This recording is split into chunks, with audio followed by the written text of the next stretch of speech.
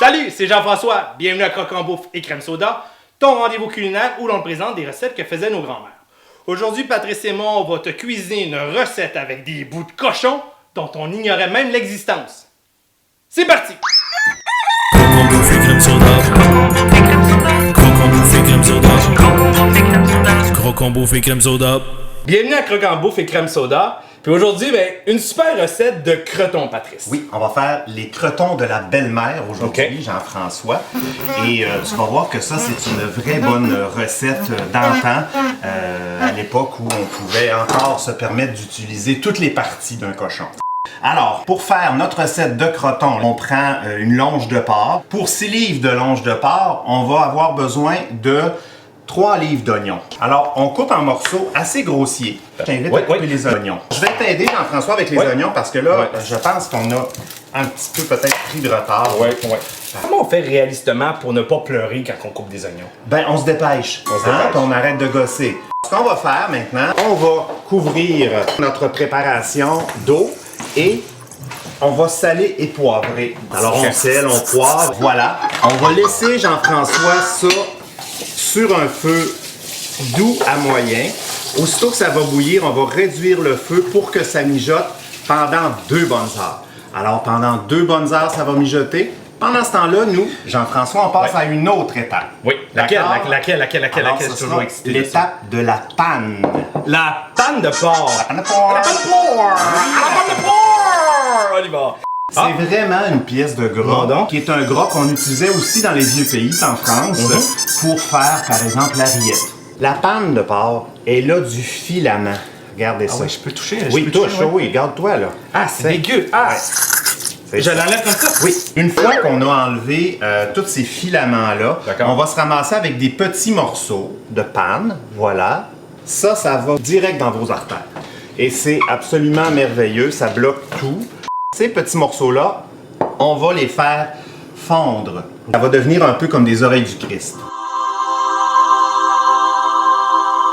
OK. Ah OK. oui. Ce qu'on mange à la cabane à sucre. Là. Excellent. Toujours plaisant de cuisiner avec toi. Tu as toujours une belle méthodologie en fait pour travailler. sais, oui, je sais. Est-ce que je déplace tel chaudron sur tel rond? Est-ce que tel rond va être mieux adapté à tel plat? J'ai aussi une belle impatience.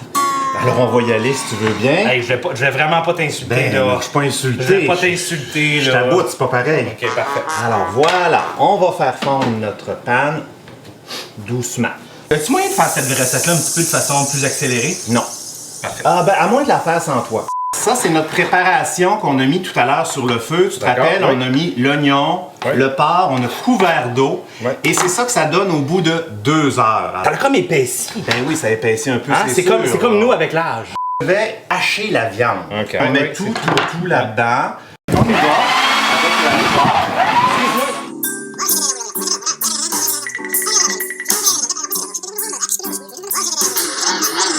Cette belle panne-là, ça c'est des oreilles de Christ. Je t'inviterais peut-être à en prendre une petite bouchée là. Ben, voilà, ça goûte, Ça goûte le gras. l'oreille de Christ en devenir. Hein? Elle est pas, on sent, On pourrait enlever oreille dans ce que tu viens de dire. Ça goûte de Christ. on sent que c'est pas prêt encore. Hein? Ah. C'est ça, là. Bon. Et là, ce qu'il faut faire, c'est qu'il faut prendre 7 cuillères de gras qu'on laisse de côté. On va mettre les oreilles de Christ en devenir dans notre hachoir électrique. D'accord. On y va. On y va. 1, 2, 3. Wouh!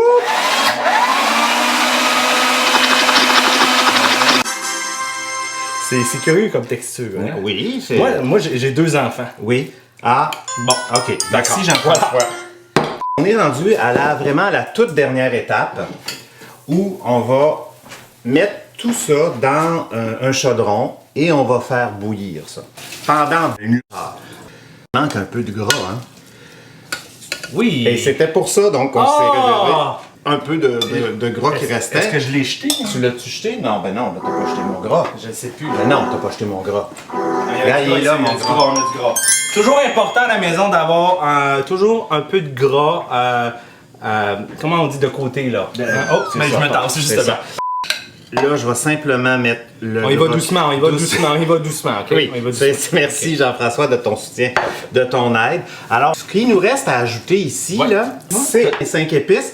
Et on en met, c'est pas compliqué, 4 petites shots.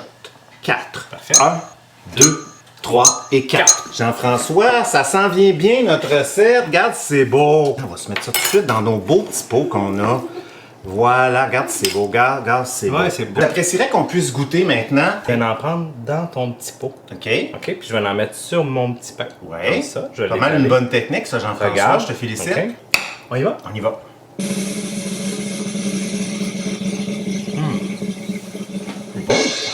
C'est bon.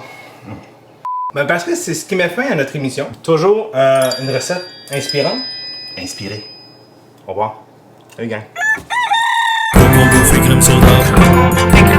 Croquant bouffé crème soda. Croquant bouffé crème soda.